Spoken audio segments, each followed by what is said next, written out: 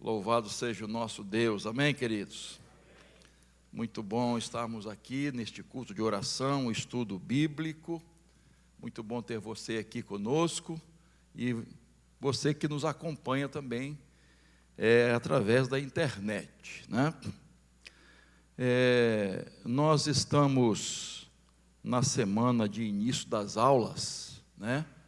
E muita gente já, né, as crianças, jovens, adolescentes, adultos, juniores, né? E, enfim, nós também estamos aqui hoje matriculando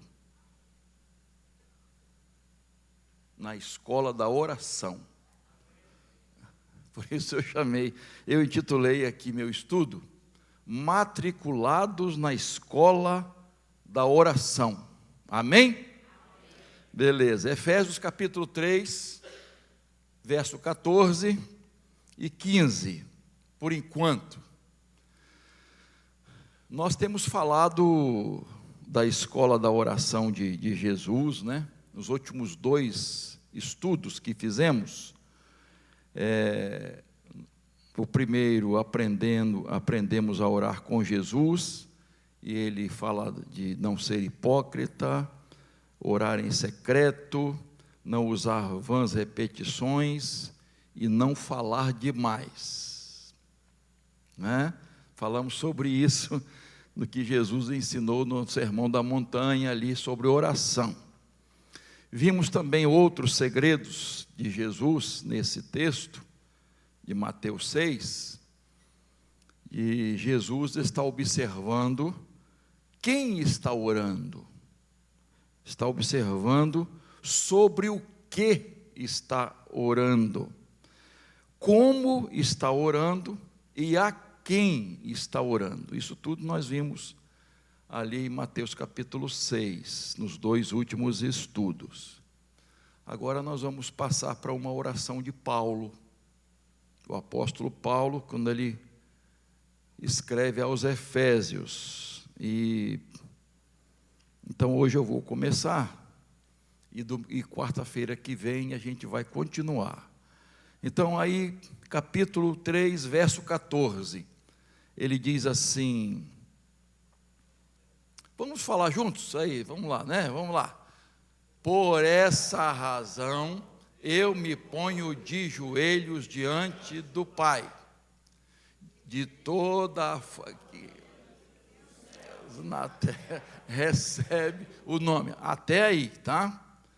Então, a oração continua, mas a gente para aqui. Por essa razão, eu me ponho de joelhos diante do Pai, de quem toda a família nos céus e na terra recebe o nome, tá? Então, vamos começar a analisar aí, tirar algumas lições importantes dessa oração de Paulo. E eu, assim, no primeiro ponto aqui, eu quero voltar um pouquinho, porque ele faz 2 orações aqui na carta aos Efésios, tá? Então, capítulo 1, verso 16. Volta um pouquinho, só para eu meditar. Eu achei tão importante também essa parte da oração, as outras partes também, né? Lógico, né? Mas eu quero abordar esse ponto aqui, 1,16, né? A Efésios, capítulo 1, 16. Ele diz assim: não cesso de dar graças por vocês, mencionando-os nas minhas. E a primeira lição que eu tiro aqui, irmãos, dessas verdades sobre oração, é que nós devemos perseverar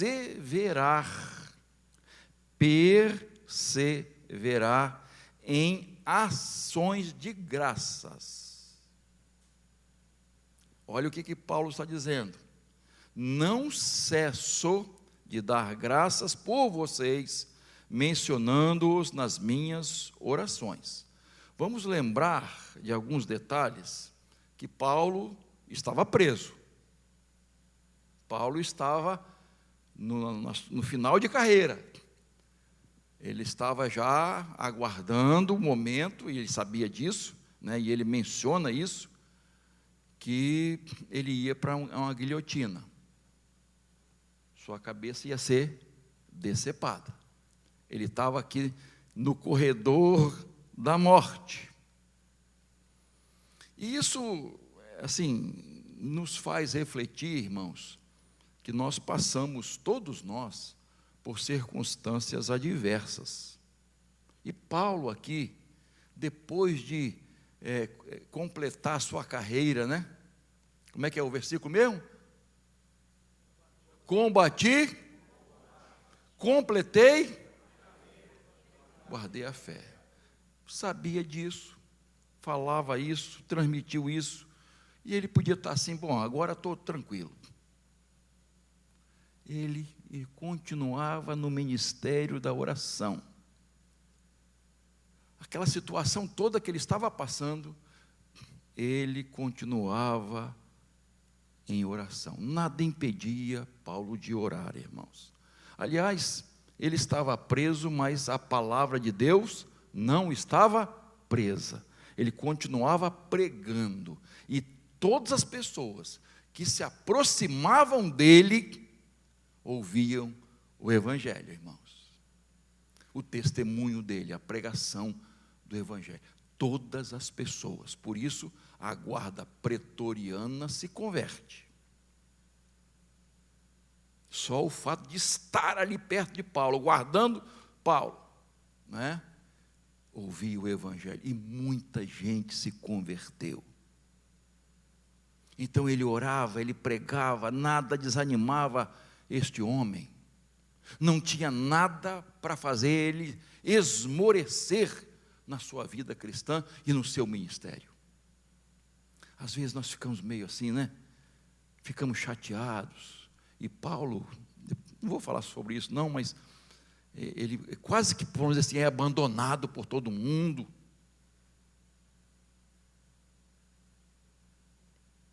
Mas ele estava firme porque Jesus estava presente.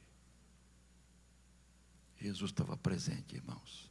E a presença de Jesus supre nossas necessidades, queridos. É impressionante. Claro que nós temos necessidades físicas, materiais, emocionais, claro. Mas há algo que supera tudo, irmãos. É a presença de Jesus. E ele diz aqui, não cesso. Para você, como chega essa palavra? Não cesso. O que você não cessa de fazer? Não paro, então. Mas o que? Você não cessa de fazer? Comer. Comer. Eu não cesso de comer. Eu como de manhã, na hora do almoço, à noite, e se duvidar, de madrugada, né, Rogerinho? Assalto a geladeira ainda. Não sei por que eu falei Rogerinho. Claro que não tem nada a ver. O cara forte desse aí, atlético, né? E tal. Mas a gente não cessa de dormir. Ó, todo dia. Enfim, trabalhar e um monte de coisas. Você não cessa de fazer. Paulo está falando de oração. Eu não cesso. Orai sem cessar. Nada interrompia. Porque orar sem cessar, como é que chega isso a você? É 24 horas orando? Você não faz outra coisa? Não é isso. Você pode estar 24 horas em espírito de oração, né? A não ser quando você está dormindo também, peraí, também não, né? Não tem como, né? Mas eu entendo que além de você estar na presença de Deus, tá? E você pode estar em oração, na presença de Deus, em qualquer lugar, num ônibus, andando, trabalhando, você pode estar fazendo isso. Está lá, lembra aquela irmãzinha que quando de manhã ia varrer a casa, Senhor, varre meu coração as coisas ruins da minha vida aqui, não deixa nada de sujeira aqui. né? Quando ia lavar roupa, a mesma coisa. Quando ia fazer o almoço, Senhor, o pão da vida, que é Jesus, esteja me alimentando. Ela fazia assim, durante todo o dia. Então, você estar em oração, em qualquer situação. Mas eu entendo também, que você ter um momento com Deus, no seu momento devocional, que não é interrompido, não deixa ninguém interromper. Não deixa ninguém interromper. Tem uma história aí, que eu nem botei no meu esboço aqui, mas da rainha Vitória, que foi visitar o Moody, não, foi Spurgeon, foi visitar Spurgeon. E ela chegou, ele estava em oração. A rainha chega em casa assim, na casa dele de surpresa. Aí a esposa falou: olha, ele está em oração. Mas eu preciso falar com ele, eu preciso me aconselhar com este homem de Deus. Aí a esposa já conhecia, chegou lá, abriu a porta, aí falou assim baixinho: a rainha está aqui, quer falar com você. E saiu. E quando ela estava saindo, ele disse: diga a ela que eu estou em audiência com o rei dos reis, depois eu falo com ela. Aí, agora a situação da esposa para falar com a rainha. Ele disse que ele está em audiência com o rei dos reis e depois fala com a senhora. Aí ela disse assim: agora mais do que nunca eu preciso falar com esse homem. Então, irmãos, já repararam que quando a gente faz um propósito de oração, sempre tem um negócio, né, Glaucete? Querendo atrapalhar, né? Sabe, acontece coisas que irmãos, vão acontecer. Quando você toma uma decisão de seguir a Jesus, de se consagrar, de orar, de estudar a palavra, sempre vai acontecer alguma coisa para te aborrecer, para te desanimar, para você cessar. Você achar que o ativismo é que resolve as coisas. Billy Graham dizia assim: o dia que eu tenho mais coisas para fazer, na minha agenda está totalmente lotada, esse dia eu preciso passar mais tempo em oração. Olha só, olha, nós não pensamos assim.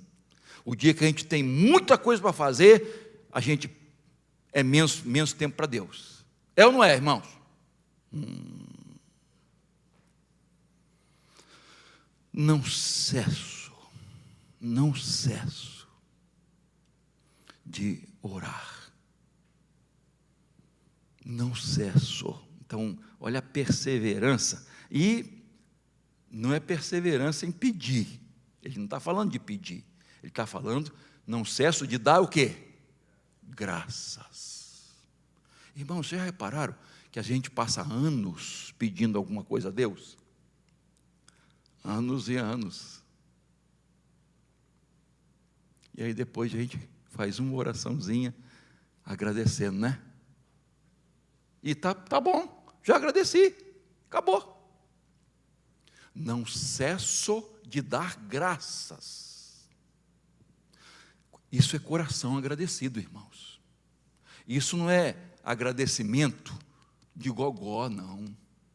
É coração reconhecido das bênçãos de Deus. Eu não cesso de dar graças a Deus. E a gente tem tanta coisa para dar graças, não cessar de dar graças a Deus. Você está aqui por quê hoje? Você está com vida por quê? Quantos livramentos você já teve na sua vida? Eu já perdi a conta, irmãos. Talvez isso seja uma realidade na sua vida também. Coisas que você nunca viu. Situações que você nunca viu. Mas Deus está ali, ó. Então, outro detalhe dessa primeira parte aqui, por vós, fazendo menção de vós. Então, aqui, ele está falando de oração intercessória. Porque é diferente você pedir para você, minha, né, minha família, minhas coisas, minhas situações. Não é proibido, claro que não. Você deve orar. Mas, irmãos, nós precisamos orar mais pelos outros. Fazer mais orações intercessórias, queridos. Se a gente fosse gravar nossas orações, seria interessante.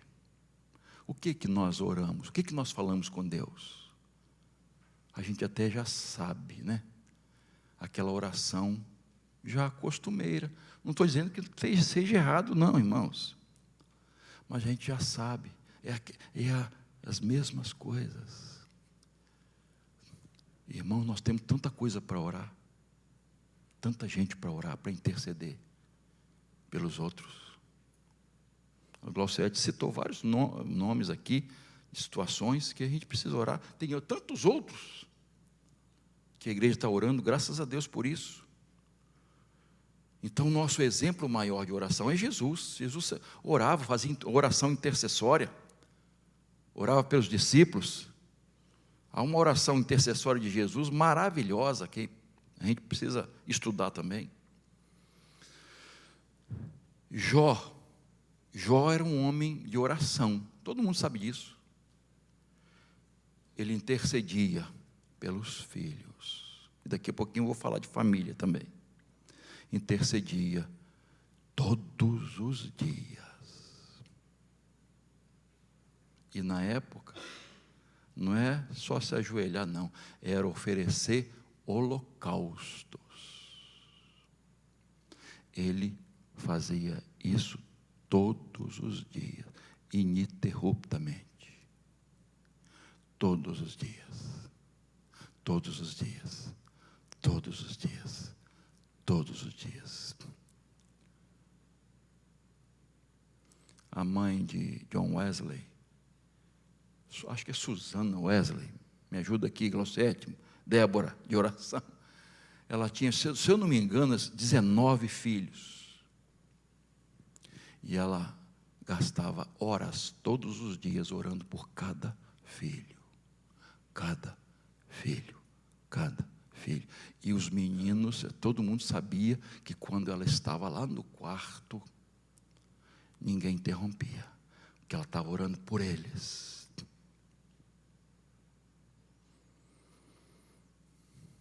Jó era assim. E depois intercedeu pelos amigos. Já falamos sobre isso aqui, né? Em resumo aqui, dessa primeira parte. Perseverança e oração, Paulo nos ensina, independentemente das circunstâncias que nós estamos vivendo. O que nos cerca. Perseverando em ações de graças e perseverando em orações intercessórias pelos outros. Segunda lição que eu quero tirar aqui, irmãos, orando com propósito. Aí volta aí, agora vai ao capítulo 3, verso 14, e ele começa assim: por esta causa. Versículo 14. Por esta razão.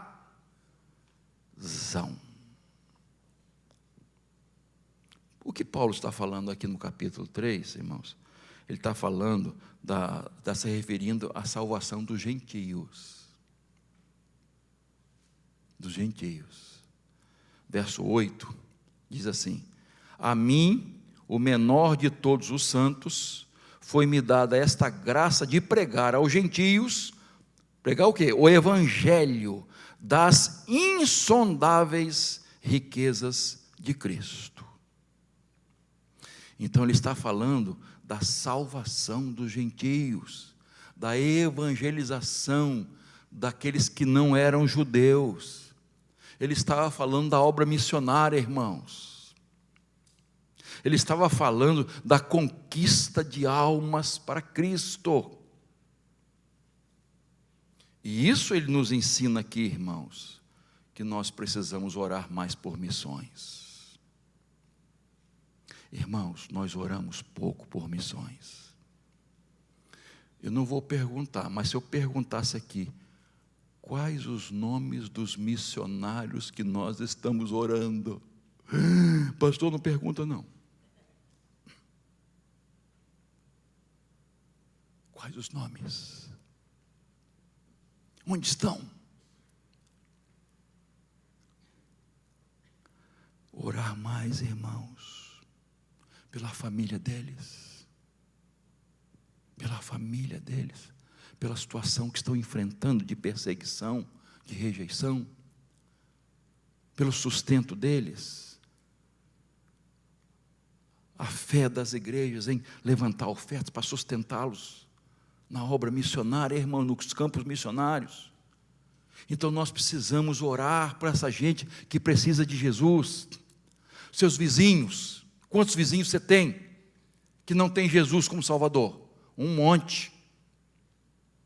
Amigos de trabalho, colegas de trabalho, colegas de faculdade, de escola, enfim, pessoas que precisam de oração, irmãos. Nós às vezes temos contato, falamos de outras coisas, mas não estamos falando de Jesus e compartilhando o Evangelho. Nós precisamos orar pelo nosso Brasil, irmãos, pela salvação do nosso país. Orar, eu sei que muitos têm orado, irmãos, mas nosso país está mergulhado em ideologias satânicas do inferno, em heresias tristes, em falsas doutrinas, falsas crenças, falsas religiões. E nós temos orado pelo nosso Brasil, irmãos. Daqui a pouquinho eu vou falar um pouquinho mais sobre isso. Então nós precisamos, propósito, eu tenho que ter esse propósito de oração, irmãos. Orar por essa gente que está perdida. Se Jesus voltasse hoje,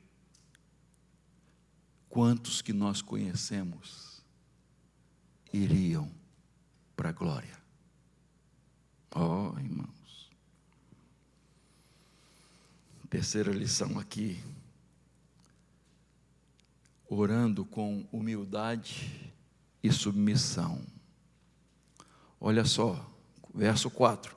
Por essa razão, me ponho de joelhos. Me ponho de joelhos. Pastor, é a única forma de orar? Né? Não é. Você sabe disso que não. Tá? Você sabe que a Bíblia apresenta várias posições, né? De pé prostrados, de bruços, de mãos levantadas, mãos erguidas, né? Espalmadas, andando, de rosto na parede, né? Quem orou com o rosto na parede? Ezequias, muito bem, parabéns. E Deus ouviu a oração, por quê? Vinha lá de dentro, irmãos. Agora, é lógico que a posição de joelhos representa exatamente muito mais submissão e humildade diante do Senhor, sem dúvidas. Lamentações de Jeremias, capítulo 3, 29, tem uma expressão interessante que você conhece. Ponha a boca onde? No pó. ainda pode haver esperança. Ponha a boca no pó. Que não era só de joelhos, era curvado até, com o rosto no chão, no pó mesmo. Humildade, irmãos. Quando as pessoas se apresentavam diante de um rei, o que fazia? Chegava de qualquer maneira lá, tirando marra? Nem entrava, irmãos. Nem entrava. Primeiro tinha que ser convidado. Até a esposa não podia entrar assim de qualquer maneira. Convidado. Convidado. E se prostrar diante daquele que é rei. Nós estamos diante do Rei dos Reis, irmãos. Diante do Rei dos Reis. E às vezes não temos a reverência necessária. Às vezes a gente ouve certas orações, irmãos, que a gente fica assim, caramba, como é que uma pessoa fala assim com o Rei dos Reis? Que é da ordem? A pessoa às vezes na oração está pregando para Deus, já viu? Gente pregando para Deus. Porque eu exijo, eu determino. Tristeza, irmão. Isso as pessoas estão ensinando por aí, né? Nós nos aproximamos de Deus por Jesus, por isso oramos em nome de Jesus, que nós não somos dignos de chegar diante do Senhor. O véu do templo se rasgou, irmãos. Agora não precisamos de sacerdote, porque o nosso sumo sacerdote é Jesus, que morreu na cruz. Então nós temos acesso ao Senhor, mas por Jesus. É isso que nós precisamos entender, irmãos.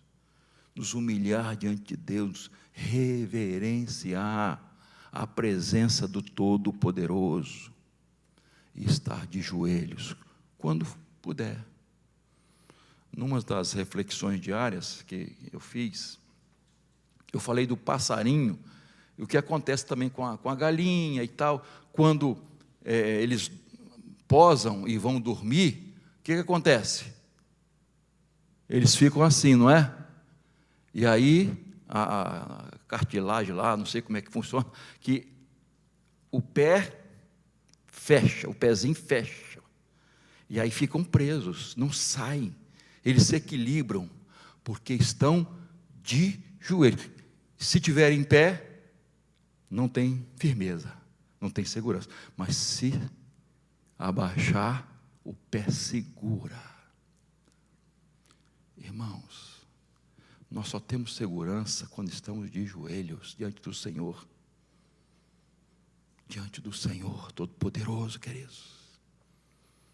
Humildemente, submisso. Senhor, eu estou aqui, ó.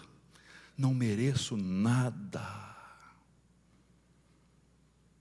Não merecemos nada, irmãos. Mas pela graça, pelo nome poderoso de Jesus, nós entramos no Santo dos Santos, na presença de Deus. Quarta lição, orando ao Pai, que eu tratei disso há pouco tempo, não vou me demorar. Não é? Verso 14, me põe de joelhos diante do Pai. Tá? Nossa oração deve ser dirigida a quem? Ao Pai, Deus Pai. Em nome do Deus Filho, em nome de Jesus, e auxiliados pelo Espírito Santo. Então a Trindade está ali, tudo beleza. Mas a sua oração deve ser dirigida a Deus Pai. A oração modelo. Como é que começa? Pai nosso que... Pai. João 14, 13, Jesus nos ensina a orar. João 14, 13. E tudo que vocês pedirem em meu nome, isso farei, a fim de que o Pai seja glorificado no Filho. É o Pai. A gente sabe de tantas igrejas e religiões que fazem seus pedidos a ídolos. Ídolos que não ouvem, não falam, não andam, não pode estender a mão para ajudar ninguém. Não existem, na verdade, são falsos deuses. E nós temos o privilégio, irmãos, de orar ao Deus vivo, ao Todo-Poderoso, falar com Ele, acesso a Ele. E às vezes nós não fazemos.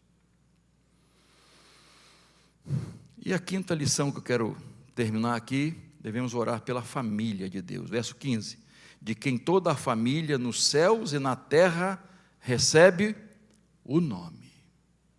Então, Paulo está falando da gloriosa reconciliação dos gentios com Deus. Mas ele fala da reconciliação dos gentios com os judeus também. Porque vocês sabem que havia uma separação. Separação. Inclusive no templo, lá em Jerusalém, tinha um muro, onde os gentios não podiam ultrapassar, queridos. Tem um pátio lá para eles. Fica lá, quase do lado de fora. E Paulo diz: o Senhor Jesus derrubou essa barreira, esse muro que separava. Então, irmãos, Jesus quebra essa barreira entre nós e Deus, e entre nós e o nosso próximo. Por quê? Ficamos zangados e sem falar, por causa de um irmão, ou dentro da nossa casa. Jesus já quebrou essa barreira. Então ele diz, Jesus quebrou esse muro de separação, formando uma só igreja, um só povo, ele diz, uma só família, dos que estão no céu e na terra. A igreja militante está na terra, e a igreja triunfante já está no céu. E vamos se juntar a eles um dia, breve, em nome de Jesus. A igreja única igreja, os salvos em Cristo Jesus. Quanta separação, irmãos, quanta crítica entre igrejas, entre irmãos. É triste, irmãos, é triste. O diabo, Jesus disse que quando o diabo quer destruir, ele causa dissensão no meio do povo, de uma nação, de uma família. Uma igreja dividida contra si mesma não subsistirá. Um povo dividido contra si mesmo não subsistirá. O que está acontecendo no nosso Brasil, irmãos? O nosso Brasil está dividido, irmãos. O nosso país está dividido por questões políticas, partidárias. Quanta promiscuidade, tanta corrupção, quanta coisa suja. Dividiu o país. Dividiu famílias. Vocês sabem disso. Tem gente que não se fala até hoje. E dividiu igrejas, lamentavelmente. Dividiu igrejas, irmãos. Que tristeza. Vocês sabem que os estados do sul lá, 3 estados, Rio Grande do Sul, Santa Catarina e Paraná, querem sair do Brasil. Não queremos ser mais esse Brasil.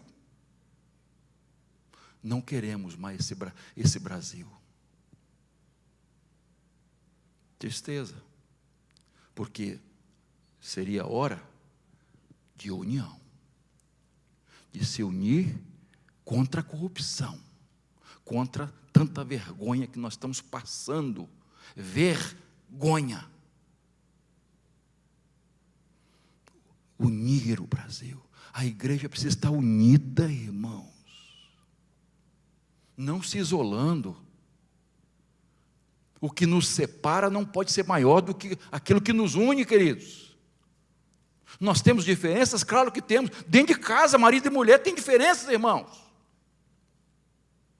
Mas essas diferenças não podem nos separar. Não pode ser maior do que a graça de Deus na nossa vida e a bênção do Senhor.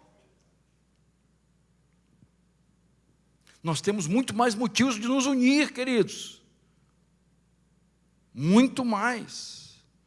O Brasil precisa de união, de se unir contra a corrupção, contra as pessoas más, corruptas, contra a violência. E aí, tem tanta coisa a falar que eu não vou falar, que você já sabe de qual é salteado, né? Só Jesus tem a solução, queridos. Só Jesus tem a solução para o nosso país. E a igreja de Jesus, o povo de Deus, o povo que se chama pelo meu nome, se humilhar, orar, buscar a minha face, se converter dos seus maus caminhos, aí eu ouvirei dos céus, perdoarei seus pecados e sararei a sua terra. Está a solução aí, irmãos. Nós conhecemos a solução. Nós conhecemos. E aí nós temos um povo evangélico, eu acho que 50 milhões, se eu não me engano. E aí, qual a diferença que nós estamos fazendo no nosso país? Qual a diferença, irmãos? Qual a diferença? Nós estamos vivenciando problemas seríssimos aqui no nosso bairro, Campo Grande, irmãos. Qual a diferença que nós estamos fazendo? Mas, infelizmente, há muitos membros de igrejas, e possivelmente eu devo falar isso domingo que vem, tipos de crentes, de cristãos, que há nas igrejas. Nós precisamos de honrar o nome de cristãos. Honrar o nome de cristãos. Verdadeiros cristãos, povo de Deus, família de Deus, igreja de Jesus Cristo, salvos, genuinamente transformados, morreram para o mundo e ressuscitaram para uma nova vida. Não é só ouvinte, não, é praticante da palavra de Deus, que obedece a esse Deus vivo. E, em termos de família, né, família de Deus, vamos botar povo de Deus, mas isso nos remete à família também. Nós precisamos cuidar mais da nossa família, orar mais pela nossa família. Graças a Deus, pelo Desperta Débora, homens de coragem que estão orando. Esse movimento já atingiu o Brasil e o mundo. Milhares e milhares de mães de oração. E Deus tem feito maravilhas na vida dos filhos. Mulheres e homens que colocam o joelho no chão, irmãos, a boca no pó, por seus filhos. Irmãos, nossos filhos estão correndo muito perigo. As nossas crianças estão sendo ameaçadas.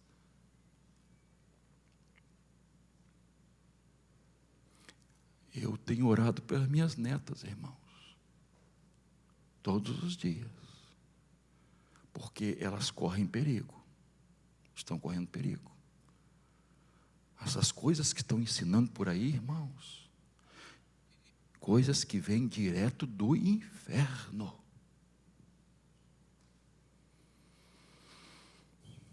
Precisamos orar, irmãos, pelos nossos filhos. Precisamos ser intercessores como Jó era pelos seus filhos. Que Deus nos dê a graça, irmãos, de constituir, mas não só constituir, preservar uma família verdadeiramente cristã. Construir e preservar. Casar é fácil, irmão. Na hora de casar tudo é festa, né? Mas manter o casamento como deve ser mantido, irmãos, é um desafio. Quem é casado aqui sabe. Não é fácil, não. Às vezes dá vontade de pegar no pescoço, não dá?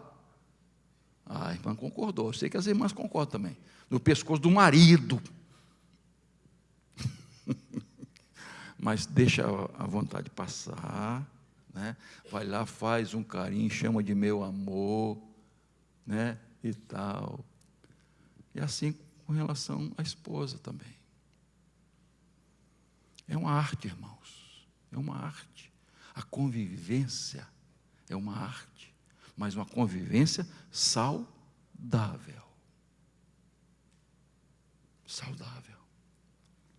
Construindo um lar cristão, perseverando em um lar cristão para a glória de Deus. Vou parar por aqui, quarta-feira a gente continua, mas vamos ficar com essas 5 lições, desses 2 primeiros versos da oração de Paulo. Precisamos orar, perseverando em oração, perseverando em ações de graças, perseverando em agradecer.